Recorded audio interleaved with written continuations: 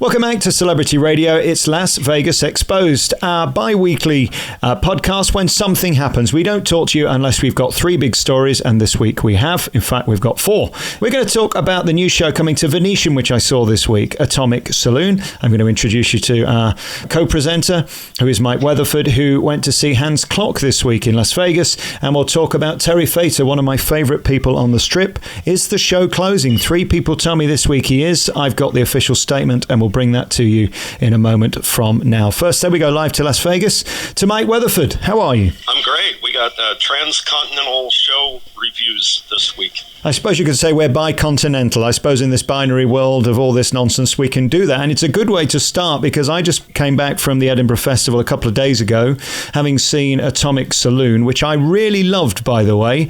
But it's very interesting how they've staged this. They've made it basically like Absinthe, a bit of Opium, a bit of Magic Mike Live, and there is more male nudity in this than I've ever seen in any show before. There's even penis. Will that be allowed on the Strip, Mike? Well, that's very curious, especially ironic since they're going into a venue in the Venetian Mall that was occupied by this club called The Act, which was notorious in New York City for its kind of sexually oriented diversions, and then they flew under the radar and I think toned it down some at the Venetian, but yeah, that would be crossing a line, basically. I understood the reason puppetry of the penis is off Strip is because the rules are you're not allowed nudity on the Strip. So I'm presuming that the bit where the pants are ripped off and we get to see everything of the guy, that will be taken out because it just won't be allowed. There's no under the radar in Vegas now with Twitter, is there? Well, we could really go down a rabbit hole here, and it's been an ongoing debate over how close the gentlemen's clubs could get to the casinos. But in a nutshell, the nudity is governed by the casino gaming license, and the producers of this show possibly could be arguing that because they're in the retail portion of the mall at the Venetian, that therefore they're governed by different laws, which would be, Clark County liquor license. It's interesting. I'm the number 1 reviewer for theatre in the UK and Las Vegas. If you Google any show, it'll mostly come up number 1 in video on the front page, first page of Google. Interestingly, the 3rd most watched video of my entire channel, which is 56 million, is Puppetry of the Penis Review Las Vegas. It is the 3rd most watched video, and I'm sure it's not because they want my opinion on whether that's a good show. Isn't that a bit sad about what people want? And maybe the producers of Atomic Saloon have worked this out, that penis equals ratings. As Howard Stern used to say, lesbians equal ratings. There's a bit of that too. Maybe this is the new world for Las Vegas. Well, I think probably more people have watched your review than have watched the show itself. That place in a tiny little theater. but I'm curious. I want you to delve into this because this is kind of the 3 is an uneven number, and I would say that Spiegel World, the producers of Absinthe and Opium, are sort of 1 and 1. They had the rare home run during recessionary times with Absinthe, the one thing that's unequivocally a hit. But then Opium kind of, depends on who you talk to, but that's kind of the show they have to prop up. And I wonder if it's a coincidence that, excuse me being reductive and kind of using air quotes here, but we don't have all day. But I wonder if it's because Absinthe is the so-called straight humor and Opium is more what you would call kind of gay camp New York drag humor.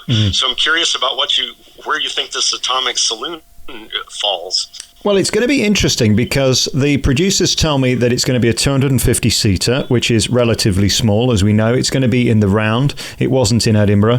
There was a stage part. They're going to have people sat on the stage. And one of the gags, I won't give it away, is that someone who's sat on the stage appears to be from the audience and ends up causing chaos because it's a saloon. I wonder whether this is a good idea in Vegas, tempting people to learn from what might be seen as bad behavior to repeat it, not knowing that it's part of the show.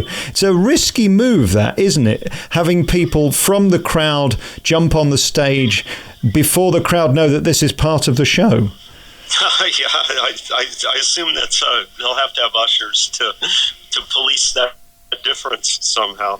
But they want a chaos with the show. You see, what they're trying to do with this is create a saloon. That's the whole idea of it. The problem with that in Las Vegas is it could cross a line. I wonder how difficult it's going to be to manage the chaos, because if you remember that beautiful show Rose Rabbit Lie that was at Cosmopolitan, do you remember at the end with the room that is Opium? Yeah. It's essentially the same venue. And by the way, I didn't like Opium, although the producers once again said, could I come back, because apparently it's very different now. I just thought it was a poor version of Absinthe. But nevertheless, at the end of Rose Rabbit Lie, they had that beautiful ping pong thing, didn't they, where all the ping pong balls came out and it was complete chaos. I think they're trying to go for that. The show is chaos, and that's going to be interesting in Sin City, because again, it could boil over. I'm going to be interested to see how this runs and plays there. In Edinburgh, it's different because people are sort of more cultured. It's a cultural event. Vegas isn't necessarily known for its culture. That's an interesting question you brought up, and it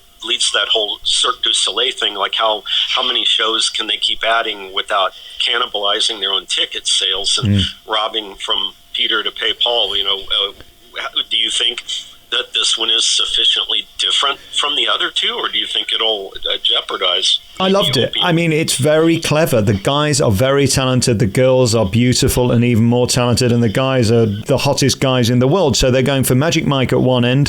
They're going for the hottest girls in fantasy on the other end. They're adding in Cirque du Soleil. They've got the chaos of the Saloon and the bonkersness of Rose Rabbit Lie. And also they've got the greatest gift of all, is that Venetian has 3 2,000-seater theatres that are dark. The Phantom Theatre, Rock of Ages Theatre, and of course where Baz was, and that Frank Sinatra show, they've got nothing on. So you've got 7,000 rooms. That's 14,000 people who've got nothing to do.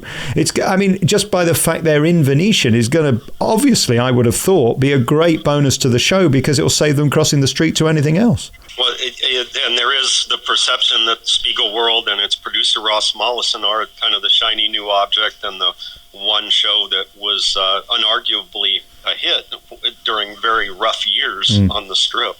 And it's interesting, I spoke to Ross at the party on Tuesday night in Edinburgh, and what's interesting about this is it is formulaic. It's a bit like Cirque du Soleil. Don't think this is going to blow your mind with anything new. It is brilliant, but it is very similar to what we've already seen. It's just another version of it. So you might not have the tap dancing guys on the top of the drum, but you've got guys doing tap dancing on a table. Do you know what I mean? I mean, they're just a variation on a theme, really, aren't they? Well, yeah, and I guess it'll become like each time Cirque open a show, I'd do a column like, can the Strip support 3 Cirque shows? Then can it support 4? Then can it support 5? And the answer is yes, because they keep opening and they keep surviving. Or is somebody just paying for them to stay open? I heard that, and it might not be true, we should say, for legal reasons, that one of the Cirque du Soleil shows cancelled again last month. They had a tough gig where there weren't enough people in, so they didn't do it.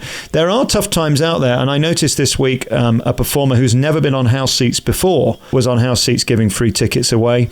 And again, it's hard to know how many seats are paid for in Las Vegas. There's so many ways of filling seats. That's very true. It is like an airline. You probably didn't pay the same for your ticket as the person next to you. So let's just review then. Atomic Saloon is coming to Venetian. It opens at the end of September. It's currently in Edinburgh, playing until the 8th, I think, is the opening date. There you go. I mean, it's a quick turnaround. They're all in Edinburgh, basically polishing the show, but they're going to add in another 25 minutes. It was an edited version because Edinburgh, believe it or not, has shorter shows than Las Vegas, which is extraordinary. And I don't think it needs to be any longer, by the way, if the producers are listening. You can have too much. These shows become a bit... Okay, we get the gag. The girl's going to get a knockers out. The guy's going to get his arse out. They're going to swing from a thing. They're going to throw things at us. The girl's going to get mad at the back. I mean, it's just the same thing over and over, and eventually it gets boring. And I think what Vegas needs to realize, audiences do not have an attention span anymore. And I think Broadway's going to see this, and the West End. The days of putting on 3-hour shows have gone. As an old guy, I don't know if I agree with that. That Fuerza Bruta that closed very quickly, I thought one of the problems was by the time you got your beer and sauntered in and found your place, the show was an hour long, and you were like, whoa, wait, this is over already? But I do see your point, maybe, especially about the younger, more fractured attention spans. And let's face it, Vegas only cares about young people now, as the day clubs, nightclubs, and everything else proves. Anybody else is virtually irrelevant, aren't they? This is true. That's the sought-after demographic. Right, let's move on to the next thing. We're going to talk about Hans Klok in a moment. Two little things I want to bring to your attention this week. I don't know whether you heard, but the Hackers Convention was in town. My favourite story of the week is that the hackers hacked Caesar's front desk. And I'm told from a really, really senior source that they apparently removed the resort fees from everybody's account this week at Caesar's, which is just delicious, isn't it? That you have hackers in who hack your front desk. Fabulous. That's crazy. I mean, that convention's here every year. It's drawing attention this year because they actually invited election officials to come and attend and try to learn something. But it used to always be at the Riviera, I think, because that was the only place that really felt comfortable with them. And, you had to go pretty far down the list. And yeah, it was crazy. They'd say, not a good place to take your laptop in and log on to Wi-Fi. I've seen the email from Caesars. I am told from a very, very reliable source that it's true. It's the most beautiful thing ever. Please could you turn your phones off, because you're probably going to get hacked from the people we've invited into our building, so we can't ask them to leave. Brilliant. Another story that's been doing the Twitter sphere this week was that Terry Fator is closing. He did appear on House Seats this week for the first time, which is surprising because he's been such a massive star for Mirage. I mean, one of the richest stars in the world. I read he earned $18 million last year, according to Forbes, which is an extraordinary amount. I wonder whether anybody else in Vegas earned more than that. I can't imagine so. Can you? I don't know. As far as him closing, well, first to your point there, yeah, he's done the rare thing of becoming like Danny Gans was before him, kind of a guy who's like this Vegas-y phenomenon, that you have to come to town to see him. But in recent years, I think, he has tried to actually fight that by going on the road more and splitting his schedule more and trying to play out in the tribal casinos around the country. So I don't think he wants to be known as this Vegas-only guy. I find him one of the classiest people I've ever met. He's a very, very nice guy to me. His new Sammy Davis Jr. puppet, by the way, is one of the funniest things I've ever seen. I mean, who would put a glass eye in a puppet? Well, Terry Fator has. And I can confirm he is going to be announcing dates for 2020 in Las Vegas, and he is not closing. So all those people who are saying he is, you're wrong, according to the man himself. So there you go. We can put that one to bed. And finally, we're going to talk about the big new opening this week, which is Hans Klok. Do we need another magician in Las Vegas, Mike? Well, my immediate gut wrench reaction would be not a circa 1993 magician like him, but the answer is always more nuanced, especially when you have a very savvy producer in Adam Steck who must see a market there that I'm missing. Actually, though, I think the market would be this sort of middle market magic show like we used to have, these guys that weren't big stars but did steady business. I'm talking about Rick Thomas and Dirk Arthur and infamously now Jan Reuven, who, yes. If you don't know his story, you should Google, and that's quite a scandal on the Strip. But to distract myself there, I think the Hans Klok might be pointed at sort of this middle market for families that currently only Nathan Burton still hangs on to. The others, the big names, Copperfield, Penn and Teller, Criss Angel, Matt Franco, are all kind of marketed as stars. It's not a quote magic show, and this one very much is. So here's my thing. I think that you mentioned Nathan Burton there. For $20, $25, I think it's a 5-star show. Fabulous in the afternoon. He's just wonderful. It's not Criss Angel. It's not David Copperfield. It's not even Penn and Teller, but really great. If you want a cheap magic show with great entertainment, he's just brilliant. Criss Angel, for me, has got the best magic show in history in the world. People say to me, oh, well, David had a better show in 1982. I'm sorry, I wasn't born, love. I didn't see it. From what I've seen in Las Vegas, David Copperfield is bored, can't be bothered to do the show. He's barely audible at the beginning of the show from what I saw just a couple of months ago. And Penn and Teller, well, Penn won't stop talking and there's very little magic in it. So let's ask the question then. Hans Klok, what does he bring Las Vegas that Criss Angel isn't going to do better? Because Criss has got the biggest theatre for any magician in the world. He's got the best sound and light, and he's got the most illusions I've ever seen in 90 minutes. Well, right, and I think really the only thing he brings is sort of this classic approach, what I call the cabinet tricks, that if you have children that have never seen this type of magic show, they're going to be impressed by the sword cabinet and the origami box, and he does Blackstone's floating light bulb, all the classics of magic. But there's really only one thing in there that I hadn't seen before. It's very cool, kind of spooky sequence with Annabelle, the doll from the Conjuring movies. Other than that, you've seen it all before. You've almost literally seen it, because at times it plays like Siegfried and Roy without Roy. He's got the blonde hair and he's rocking the unbuttoned shirt with the spray-on tan. You're not selling this to me, Mike. I don't know if I'm in Las Vegas by what you've said, whether I'm going to take the risk. I mean, can we do any better for him? I mean, is there a European market that's coming over? I mean, I interviewed him a few weeks ago and he was talking about the Pamela Anderson days, and that was a disaster, probably because of the money they were spending on her. I mean, has he got a big following that's going to come from overseas to keep the show alive? Is it still on house seats? I know they launched it on there. That might be his only hope, and or like I said, the families with the children that are just looking for kind of a middle market, middle price thing. And there's some who think like Criss Angel is aggressively loud to rock and roll, whatever. This is old school. I do mean old school. Do you mean old-fashioned, or do you mean old school? Let's be honest. I think old-fashioned. I don't know if a family bringing kids would be more charitable. I will say, they've really remodeled that little room that is still, the main tenant is the Thunder from Down Under G-string show. But boy, the video projections are amazing, and the I don't know how they fit all that crap backstage. That's the real magic show there. Where do they put all those props? But, that's good. So if I don't like the show, I can ask to watch it from behind the stage, and perhaps I'll have more fun backstage, will I? He actually set off the smoke and fire alarm, so we had the little lights flashing and the recorded voice telling us to stay in our seats and not leave. But he soldiered on through. He made some comment to the effect of it was the third time this has happened this week, and he just kept going. He's a trooper, at least. Listen, he's an icon, and in magic he's loved, but I'm not sure whether you can be a legend in your own community and sustain a Vegas show. I mean, I know they're all excited to see him. Siegfried and Roy were there last week. I know Criss is going. I believe Copperfield's gone as well.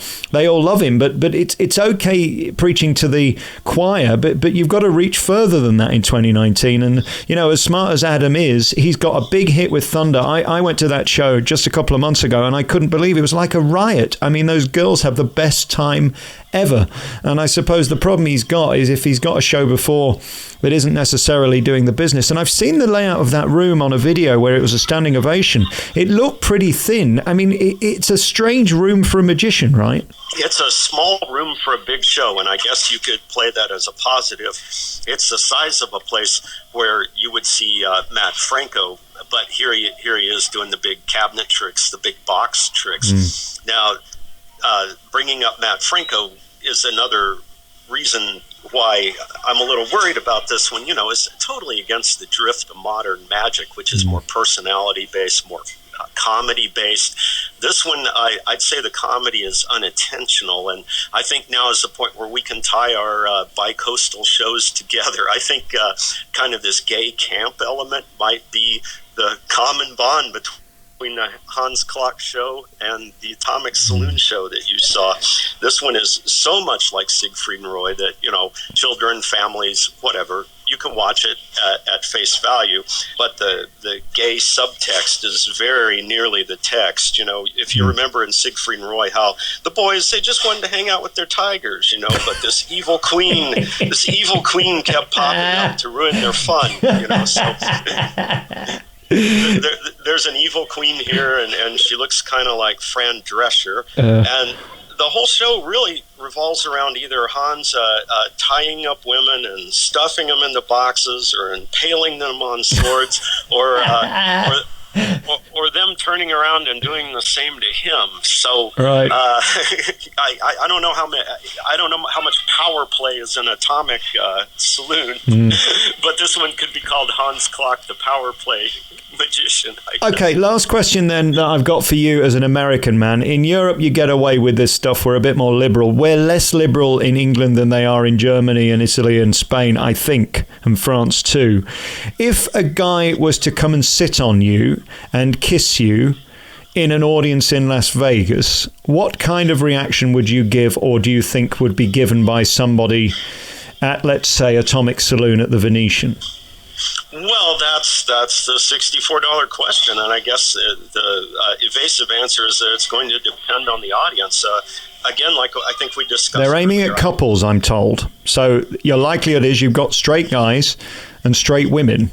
And yeah, I kind of glanced over the point earlier, but I think it's important that 3 is the odd number, so 3 will have to go in the hit or miss column.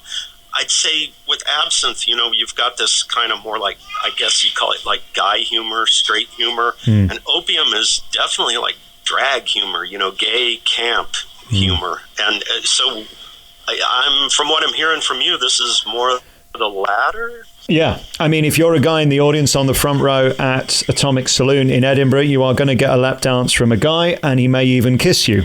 I worry that if that was my cousin from the Midwest in Michigan, that wouldn't necessarily go down very well. That was my initial reaction.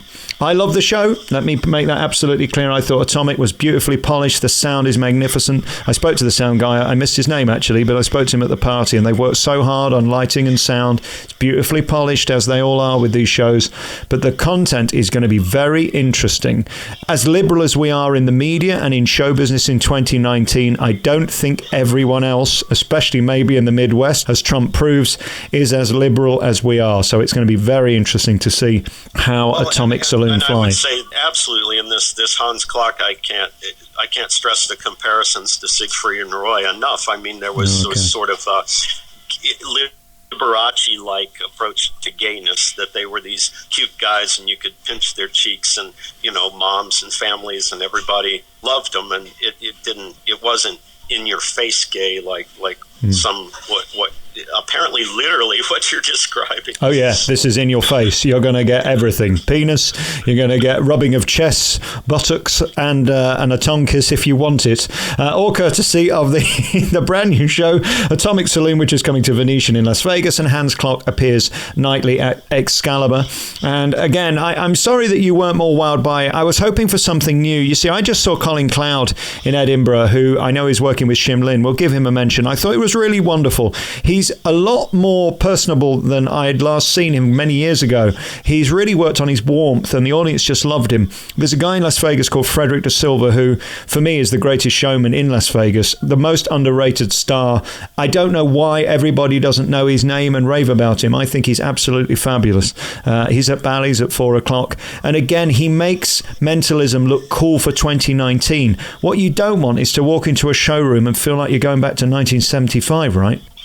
Which, again, all roads lead back to Hans Klok today. But I'm glad you're at Fringe. It's become a real kind of scouting ground or feeding ground for Las Vegas. If you go back and you go back to Piff and Tape Face and maybe Evil Dead the musical, which played here a long time. I think Menopause and all those things started off there, didn't they, back in the day?